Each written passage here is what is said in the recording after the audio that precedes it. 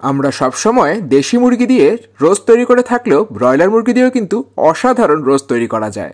আপনাদের অনেক অনুরোধ ছিল ব্রয়লার মুরগি দিয়ে রোস্ট তৈরি করে দেখানোর জন্য, তাই আজকে আপনাদের জন্য নিয়ে এসেছি ব্রয়লার মুরগি দিয়ে সহজ উপকরণে সহজভাবে একটা চিকেন রোস্টের রেসিপি, যা তৈরি করতে লাগবে না তেমন কোনো বাহারি মশলা।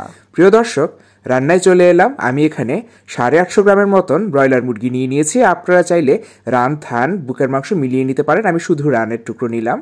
আধা চা চামচ লবণ দিয়ে দিচ্ছি আধা চা চামচ লাল মরিচের গুঁড়ো, আধা চা চামচ রসুন বাটা এবং আধা চা চামচ আদা বাটা দিয়ে মুরগিটাকে ভালো করে আমি মেখে নিব। আমি কোনো ধরনের রং ব্যবহার করব না, তাই লাল মরিচের গুঁড়োটা ব্যবহার করলাম যেন মুরগির গায়ে সুন্দর একটা রং আসে। প্রিয় দর্শক, মেখে এটাকে 10 মিনিটের জন্য রেখে দিচ্ছি যেন মশলা, বিশেষ করে লবণটা মুরগির ভেতর ঢোকে। এবার ভাজার জন্য আমি একটা কড়াইতে 2 টেবিল চামচ তেল দিয়ে দিচ্ছি। অল্প তেল দিয়ে এটাকে ভেজে নিব। তেলটা ভালোভাবে গরম হলে মুরগির টুকরোগুলো দিয়ে দিচ্ছি। মুরগির টুকরোগুলো সামান্য ভেজে নিলে স্বাদটা ভালো আসে, দেখতেও খুব ভালো লাগে। প্রিয় দর্শক, 2 পিঠ কিছুটা লালচে করে ভেজে নেব, অতিরিক্ত লালচে করে কিন্তু ভাজবো না। আর আপনারা দেখতে পাচ্ছেন আমি মুরগির গায়ে আঁচড় কেটে দিয়েছি। আঁচড় কেটে দিলে মুরগির ভেতরে মশলাটা খুব ভালোভাবে ঢুকতে পারে। প্রিয় দর্শক, দেখুন আমি উল্টে পাল্টে মুরগিটাকে ভেজে নিচ্ছি।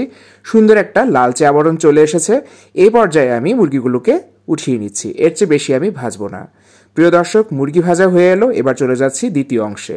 আমি একই কড়াইতে আরও কিছুটা তেল দিয়ে দিচ্ছি, প্রায় 4 টেবিল চামচের মতন। তেল গরম হলে দিয়ে দিব গরম মশলা, 3টা তেজপাতা, 3-4 টুকরো দারচিনি এবং 4টা এলাচ দিয়ে দিলাম।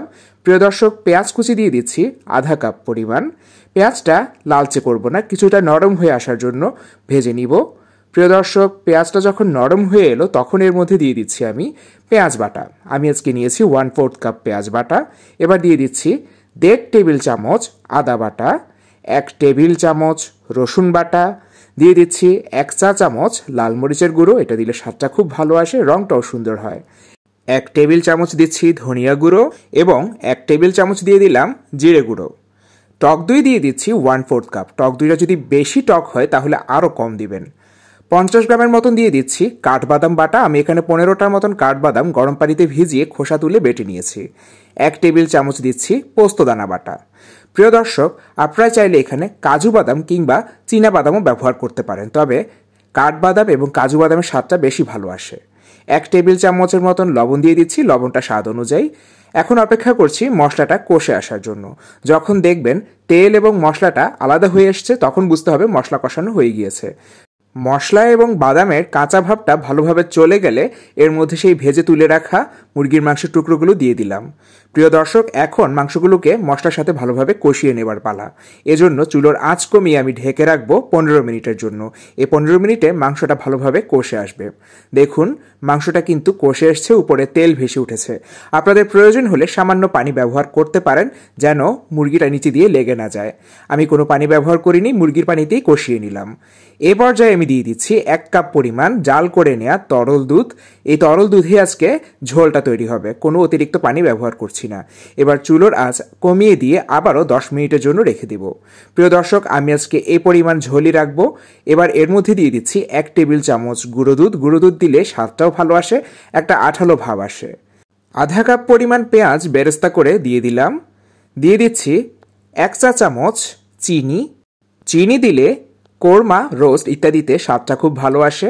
1 টেবিল চামচ দিচ্ছি কেওড়া জল। কেওড়া জল দিলে খুব সুন্দর একটা শাহী ঘ্রাণ আসে, কেউ পছন্দ না করলে বাদও দিতে পারেন।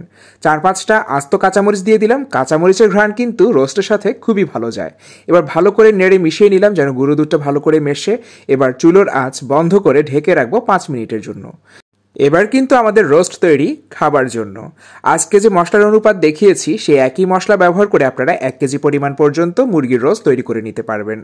তাহলে দেখলেন তো কত সহজে সহজ উপকরণে ব্রয়লার মুরগির চিকেন রোস্ট তৈরি করে ফেললাম।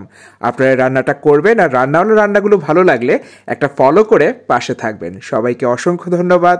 ভালো থাকুন সবাই।